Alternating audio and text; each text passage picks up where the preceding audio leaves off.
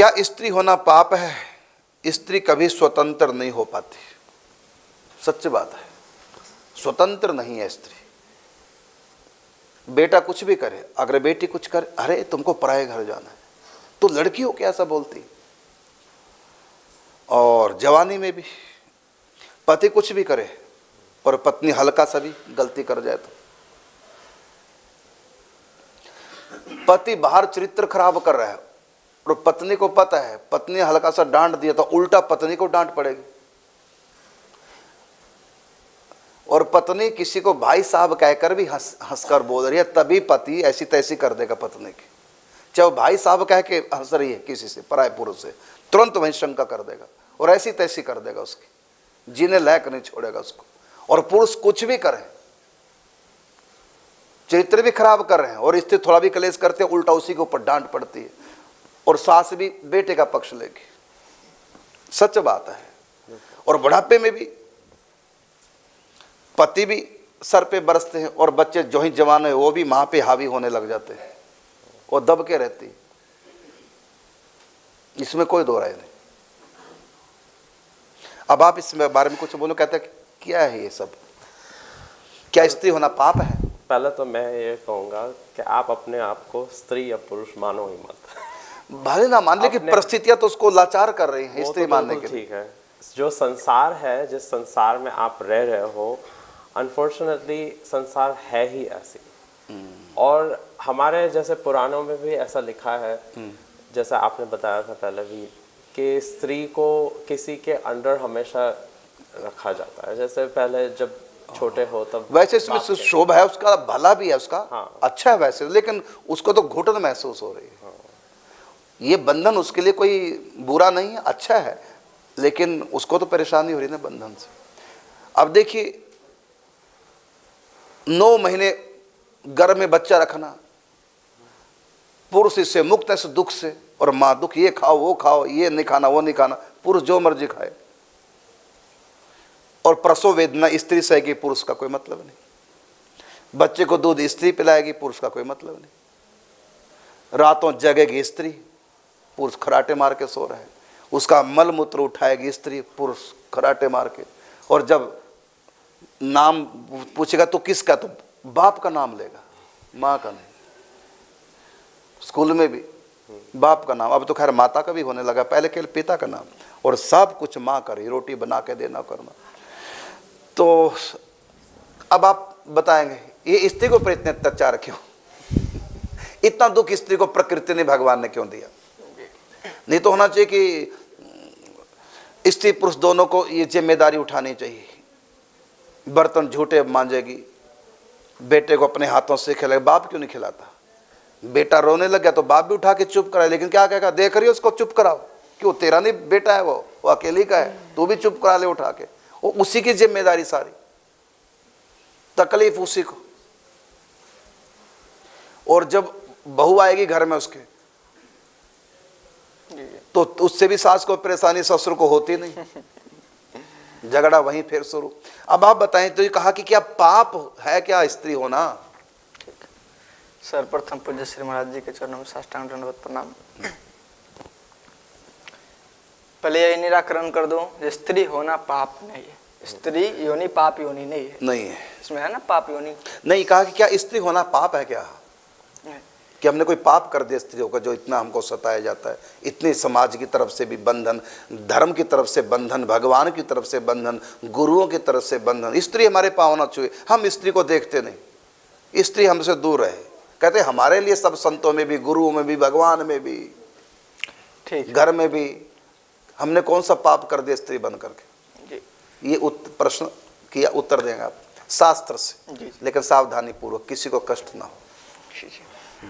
बात तो सच है जी। जैसा कि संतों के बारे में भी कहा गया, संतों ने कहा, शंकराचार्य ने भी लिख दिया, जो स्त्री नरक का द्वार है, शंकराचार्य ने लिखा, ये ध्यान रखना। तो शंकराचार्य जी सन्यासी है और उनके सारे से सन्यासी जो विरक्त हैं, तो उनके लिए, यानी विरक्तों के लिए तो वास्तव में वो नरक का द्वार ही है। संतों के, विरक्तों के लिए, सन्यासियों के लिए, संतों के लिए, गृहस्थों के लिए नहीं, गृहस्थों के लिए नहीं है, क्योंकि उनके लिए धर्म पत्नी, उनके लिए तो धर्म पत्नी है। और हमारे शास्त्रों में तो लिख दिया, यत्र नार्यस पूज्यन्ते तत्र हम लोगों के लिए तो रमन्ते हम लोगों के लिए देवता। धन भी विष है जी, हम लोगों के लिए हम संत हैं, हम लोगों के लिए धन भी विष है हम लोगों के लिए। लेकिन ये जो बात कही गई है ये संतों के लिए कहा गया है, और जो स्त्री और जो साधक है उनके लिए पर स्त्री, जो गृहस्थ है उनके लिए पर स्त्री नरक का द्वार है, और सन्यासियों के लिए हर स्त्री नरक का द्वार है, और गृहस्थों के लिए पत्नी को छोड़कर हर स्त्री, यदि काम दृष्टि उनकी तो वो तुम्हारे लिए नरक पहुंचाने के वो है साधन है। जी, तो केवल इस दृष्टि से कहा गया है जो वो स्त्री जो है उसके लिए नरक का द्वार है। अच्छा, फिर स्त्री नरक का द्वार, इस हिसाब से अगर ये व्याख्या माने फिर तो पुरुष भी तो नरक का द्वार है स्त्री के लिए। हाँ, अवश्य। तो फिर स्त्री नरक का द्वार क्यों कहा? ये पुरुष को भी तो फिर नरक का द्वार है। सन्यासिनी कोई स्त्री है, विरक्त कोई स्त्री है, उसके लिए भी तो हर पुरुष नरक का द्वार है कि उसके लिए स्वर्ग का द्वार है, नरक का द्वार है। और दूसरी बात, जो स्त्री गृहस्थ है उसके लिए पति को छोड़कर हर पर पुरुष नरक का द्वार है। तो फिर स्त्री को नरक का द्वार क्यों कहा गया? पुरुष को भी तो कहना चाहिए, ये कहना चाहिए कि स्त्री पुरुष, पराई स्त्री पराया पुरुष नरक का द्वार है, ये तो जमता है भाई। लेकिन यहाँ तो पक्ष किया गया स्त्री नरक का द्वार है। किस लिए? इसलिए कि पराई स्त्री के लिए कहा नरक का द्वार। तो फिर पराया पुरुष स्वर्ग होता है, वो भी तो नरक का द्वार है, वो भी तो नरक पहुंचाएगा। पराये पुरुष से अगर कोई स्त्री संबंध करेगी वो भी तो उसके लिए नरक का द्वार है, नरक पहुंचाएगी। तो फिर पुरुष भी तो फिर नरक का द्वार हुआ। ये फिर स्त्री को क्यों कहा गया नरक का द्वार? हाँ, जो आप प्रश्न उत्तर दे रहे हैं भाई ये बात सच है। देखो, मैं बिल्कुल पक्ष नहीं करता, जो बात है स्त्री की तरफ से भी इस तरह, मैं स्त्री का पक्ष नहीं ले रहा हूं, लेकिन बात भी सच है कि स्त्री को नरक का द्वार क्यों कहा? क्या हमारे ग्रंथ गलत हैं? मेरे ख्याल से महाराज जी, ग्रंथ अगर दोनों ही बाजू बोलने लगे तो ग्रंथ और भी लंबा हो जाता। तो यहाँ पर ये बात है कि पुरुष पहले इसलिए बोला जाता है। देखो यहाँ देखो, ग्रंथ लंबे की बात नहीं, कारण क्या? क्योंकि इतना शब्द कहीं तो लिख दें कि पुरुष नरक का द्वार है स्त्री के लिए। पर it should be used interchangeably, मतलब वो समझने वाले पर है कि जो पढ़ रहा है वो फिर अपने और पर इस तरह से ले। हाँ, आप कुछ कहना चाहते हैं? जी, जो देखा गया है और शास्त्रों में भी जो लिखा गया है, और यह सब अनुभव कर सकते हैं। पुरुष जो होते हैं कठोर हृदय के होते हैं, और स्त्री जो सहज में कोमल हृदय की होती है, तो उनमें जो है आसक्ति के गुण अधिक पाए जाते हैं। अब सुनना ध्यान से माताओं, शास्त्र कभी गलत नहीं हो सकते। शंकराचार्य जी ने जो कहा नरक का द्वार, ये हमारे पुराणों में लिखा, वो कभी गलत नहीं हो सकता, उसमें कुछ बातें हैं। किस कारण से ऐसा? अब देखिए, पुरुष में तो नहीं होता मासिक धर्म, महिलाओं में ही होता ना। ये प्रकृति ने महिलाओं के साथ ऐसा क्यों किया? ये दुख तो, ये कष्ट, ये परहेज उनको करना पड़ता है। ये स्त्रियों के उसमें हिस्से में आया है, पुरुषों के नहीं अपवित्रता हिस्से में आई है। तो इसका मतलब कुछ है ऐसी बातें जो स्त्रियों के बारे में कहा जाए तो ज्यादा वो कष्ट में हर प्रकार से उन दिनों अनुष्ठान नहीं कर सकते। बताइए, पुरुष 40 दिन का अनुष्ठान कर ले और स्त्रियां 40 दिन का कर ही नहीं सकते कोई अनुष्ठान। इसका मतलब है ना कुछ उनको विशेष परेशानी, विशेष कष्ट में है कि नहीं? और उनको मंदिर जाना, तीर्थ यात्रा जाना, 6 महीने पहले टिकट बुक करनी पड़ती है, और सीओ की बात उसी समय कहीं मासिक धर्म हो गया 6 महीने बाद, और टिकट कराए बुक 6 महीने बाद की, और फिर अचानक अब क्या करें, कैंसिल करें, क्या करें? कहीं हमसे पूछते कि हमने 6 महीने पहले के यहाँ आने का सोच रखा था, लेकिन अब मैं नहीं आ पाई, इस कारण से नहीं आ पाई। और कहीं आते हैं, आ गई, अब मैं क्या करूं, यहीं पर ऐसा बीमार पड़ गई, अब मैं परिक्रमा करूं कि नहीं करूं, है ना ये सब बातें। अब ये इसका उत्तर समझ में आ जाए माताओं की, ऐसा क्यों? हाँ, आप बताओ। मैं इसलिए पूछ रहा हूं क्योंकि मैंने आपको बता रखा है, आप जरा ध्यान दें इस बात पे। तो जो स्त्री है, माने स्त्री के भाग्य में कुछ ऐसे स्पेशल दुख है जो पुरुष के भाग्य में दुख होते नहीं। मासिक धर्म में होना, पुत्र को 9 महीने गर्भ में धारण करना, प्रसव वेदना सहन करनी पड़ी, और पुरुष कहीं भी 2-2 विवाह कराए, 3-3 विवाह पहले जमाने में, और स्त्री एक ही। तो इस तरह की बातें जो बहुत हैं, और भी बहुत सारी बातें हैं। तो ये क्यों? तो कहा क्या पाप है क्या स्त्री होना? जी, पाप तो नहीं है, लेकिन फिर भी जो दृष्टांत है, तो स्त्री जो सहज में ये आसक्त जो है, आसक्ति की जो प्रवृत्ति अधिक होती है, स्त्री कोमल स्वभाव की, हृदय प्रधान जीवन, हृदय प्रधान, भावुक जी, प्रेमिल स्वभाव की, प्रेमिल स्वभाव है। इसलिए कहा गया ये तो सद्गुण है, तो सब जी जी सद्गुण है। हाँ। लेकिन इसके साथ एक खतरा भी है, वो ये है यदि हंस के या ऐसे भी कुछ बात किया जाए। आपके प्रश्न का उत्तर आ रहा, ध्यान से सुनना जी। तो यदि उनसे सहज में भी यदि हंस के ऐसे कुछ बात किया जाए तो वो अर्थ अन्यथा भी ले सकती है, और अर्थ अन्यथा ये थोड़ा भी आ गया तो उनका मन तुरंत में उस चीज को एक्सेप्ट कर लेता है और उनका चित्त आसक्त हो जाता है उसमें। अब सुन लो, पहला नियम क्यों तुम्हारे पर कंट्रोल किया गया, सुन लो। ये तुम्हारा कोई वो नहीं है। स्त्री भावुक होती है, हृदय प्रधान होती है, प्रेमिल स्वभाव की होती है, ममतामयी होती है, करुणामयी होती है। थोड़ा भी कोई प्यार दिखाए तो रीझ जाती है, और पुरुष कठोर होते हैं, वो समझना। अब इसलिए स्त्री को बंधन में कह दिया गया कि उसका स्वभाव इतना कोमल है, थोड़ा भी कोई प्यार दिखाता है वो आकर्षित तो हो जाती है, समझना बात को। तो कहीं आकर्षित ना हो जाए, कहीं चरित्र दूषित ना हो जाए, और दूसरा व्यक्ति कहीं गलत के प्रति आसक्त हो गई तो वो तो तुरंत मिसयूज करेगा उसके प्रेम को। तो होगा ये कि पतित होने के खतरे हैं यदि अकेली स्वतंत्र स्त्री रह रही है तो, भावुक होने से।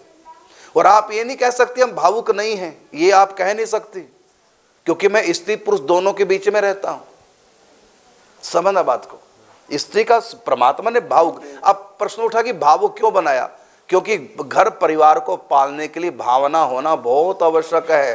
पुरुष लोग कठोर है, पुरुष बच्चे को नहीं पाल सकते। देखो तुम रातों जग करके बच्चा रो रहा है तब भी तुम चुप कराती हो, प्यार करती हो, और एक दिन कहीं बाप के पास छोड़ दो तो 10 बार पिटाई खाएगा, क्योंकि उसमें है ही नहीं बात कि मैं सहन कर लूं। पुरुषों में होता नहीं है, वो अक्खड़ दिमाग के होते हैं। और क्यों अक्खड़ दिमाग के, उनका भी कोई कसूर नहीं। कारण क्या, क्योंकि उनको घर से बाहर उनकी जिंदगी कटनी है, तो वहां बाहर थोड़ा अक्खड़पना चाहिए और घर में कोमलता चाहिए। तो ये इनको घर के अंदर रहना है। पहले जमाने में नौकरियां तो करते नहीं थे, घर में रहती थी, तो घर में रहने के लिए भावुकता चाहिए, और बाहर घर में रहने के लिए स्त्री बनना पड़ेगा पुरुष को भी। देखा ना कोरोना काल में कितनी लड़ाइयां होती, क्यों महाराज ये कोरोना कब मिटे, क्यों क्या हुआ, कहते पति घर में रहते हैं। घर में तो स्त्रियां, घर में रहने का स्वभाव तो स्त्रियों का होता है, पुरुषों का कहां होता है। अब बात बात लड़ते हैं झगड़ते हैं, क्योंकि वही अक्खड़ स्वभाव उनका। तुम जाओ बस रात को आओ, सुबह जाओ। तो ये पुरुष बाहर रहने लायक होता है, इसलिए थोड़ा उनका तन भी कठोर होता है, कोमलता नहीं होती। स्त्री का शरीर देखो, पुरुष का शरीर देखो, वहां कठोरता, यहाँ कोमलता होती है। और वो जो है पुरुष बाहर रहने लायक भगवान ने बनाए, स्त्रियों को घर में रहने लायक। तो घर में रहने के लिए तो भावुकता चाहिए, परिवार को जोड़े रखने के लिए प्रेम चाहिए। तो स्त्रियां परिवार को जोड़े रखती हैं प्यार में, और बच्चा बिना प्यार के पल ही नहीं सकता। और पिता के एक दिन जिम्मेदारी दे दो पिता को, 1 साल के बच्चों को, 6 महीने के बच्चों को संभालने के लिए, कि एक दिन नहीं संभल, तू अपने संग ले जा, मेरे बस का नहीं है। बताइए, क्योंकि बच्चे को पालने के लिए जो प्यार, जो करुणा, जो ममता, जो क्षमा, जो करुणा चाहिए, वो पुरुषों के पास होती नहीं है। और क्यों भगवान ने पुरुषों को ऐसा कठोर बनाया, क्योंकि उनको घर से बाहर रहना है, बाहर कोमलता नहीं चलेगी। घर में कोमल स्वभाव, लेकिन पुरुष क्या होते हैं, ये घर में भी कठोर बन के रहते। कारण क्या, बनाया उनको ऐसे ही। तो पुरुष लोग तो घर में सोने आए, बस सुबह सुबह दफा हो जाए, रात को आए। प्यार नाम नहीं, तो अगर इकट्ठे रहेंगे तो झगड़े, कठोर होते हैं। यहाँ कटोरी क्यों रख दी, यहाँ बर्तन क्यों रख दिया, ये गिलास क्यों नहीं उठाया, मैंने पानी मांगा, देरी कैसे कर दी, होता ना ऐसा। और कई बच्चे को रोटी खिलानी पड़ जाए, माम ले बेटा थोड़ी थोड़ी ले, अब कैसे करके खिला दे। और बाप को खिलानी पड़ जाए, एक बार देगा, नहीं खाए मारेगा थप्पड़ खींच के, चल खा, और रोने और नहीं देगा। अगर रोने लगा एक और लगेगा, चुप नहीं होता। बताओ, अब पुरुष लोग चुप कैसे कराते हैं बच्चे को, पीट करके, और माते चुप कैसे कराते हैं बच्चे को, लाड़ प्यार दुलार करके चुप कराती है ना, दोनों में अंतर। तो इसलिए स्त्रियों का स्वभाव जो प्रेमिल बनाया, इसलिए बनाया कि ये घर के लायक रहें, घर में प्यार मोहब्बत से रहें। और पुरुष थोड़े अक्खड़ मिजाज के, क्योंकि उनको गैरों के बीच में रहना पड़ेगा, और स्त्री हमेशा अपनों के बीच में घिरी रहती हैं, तो उनका प्रेमिल स्वभाव। इसलिए कहा कि स्त्रियां अपनों के बीच में घिरी रहें।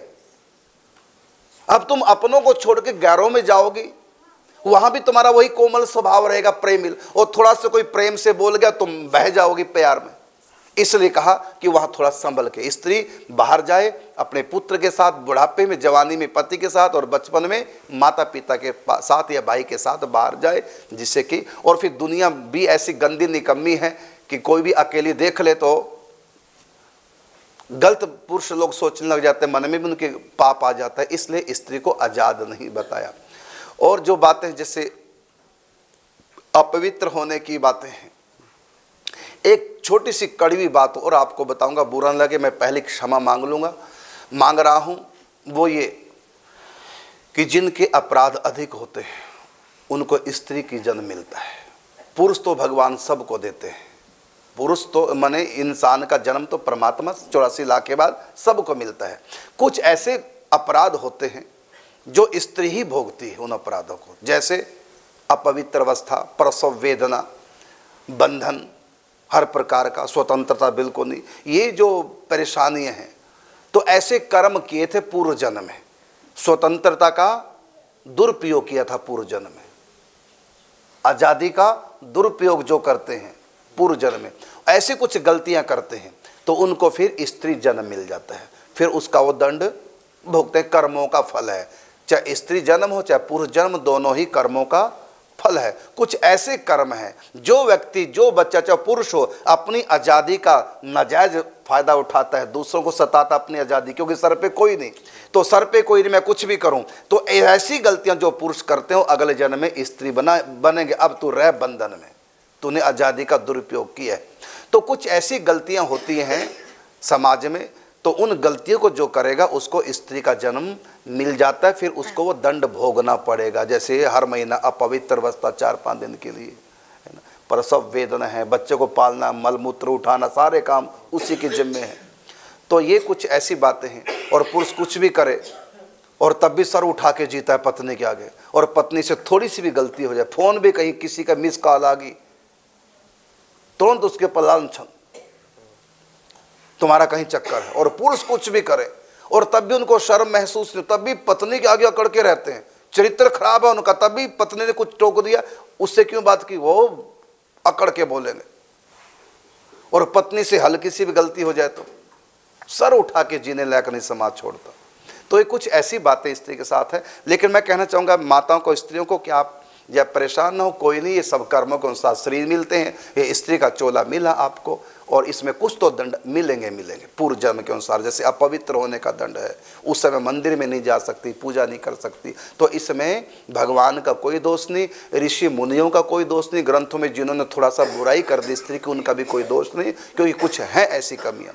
और स्त्री चोले में रहकर कुछ ऐसी अच्छी बातें तुमने कर दी तो अगले जन्म में पुरुष बन सकते। महाराज श्री, मैं ये कहूँगा, ये अनादि है, अनादि काल से है और अनंत काल तक ऐसे ही रहेंगे। चाहे आप शास्त्रों को जला दो, संतों को ना मानो, तब भी अनादि अंत काल तक यही रहेगा, जो स्त्रियां और पुरुष प्रबल ही रहेंगे और स्त्रियां जो है वो दबके ही रहेगी। बिल्कुल। और ये कितना भी कुछ कर ले, उनको प्रसव वेदना और मासिक धर्म होंगे ही, चाहे आप शास्त्रों को माने चाहे ना माने, क्योंकि ये प्रकृति प्रदत्त है। ये